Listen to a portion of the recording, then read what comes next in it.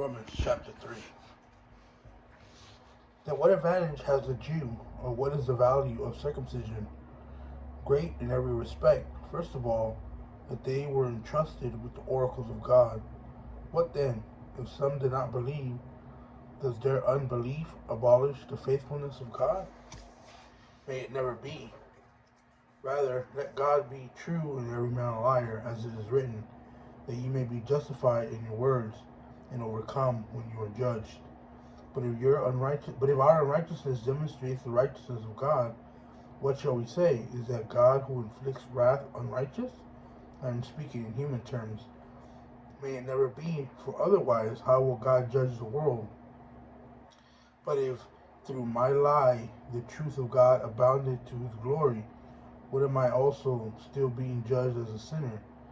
And why not say, as we are slanderous reported, and as some claim that we say, let us do evil that good may come.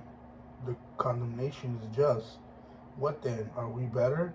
Not at all, for we have already charged that both Jews and Greeks are all under sin, as it is written, there is none righteous, not even one. There is none who understands, there is none who seeks for God. All have turned aside, together they have become worthless. There is none who does good, there is not even one. Their throat is an open tomb, with their tongues they keep deceiving. The poison of asps is under their lips, whose mouth is full of cursing and bitterness. Their feet are swift to shed blood. Destruction and misery are in their paths. In the path of peace they may have not known. There is no fear of God before their eyes. Now we may know that whatever the law says, it speaks to those who are in the law, so that every mouth may be shut, and all the world may be accountable to God. Because by the works of the law no flesh will be justified in his sight, for through the law comes the knowledge of sin.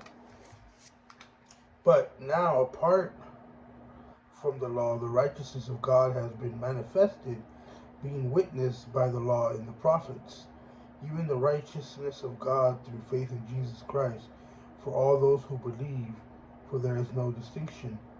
For all have sinned and fall short of the glory of God, being justified as a gift by his grace through the redemption which is in Christ Jesus, whom God displayed publicly as a propitiation in his blood through faith for demonstration of his righteousness, because in the forbearance of God he passed over the sins previously committed for the demonstration of his righteousness at the present time, so that he would be just and justifier of the one who has faith in Jesus.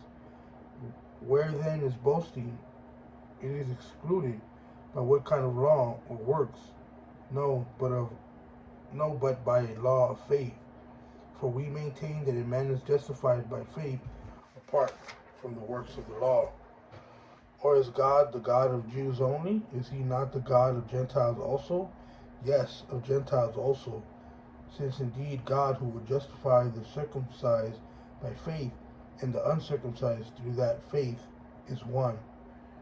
Do we then abolish the law through faith? May it never be. On the contrary, we establish the law.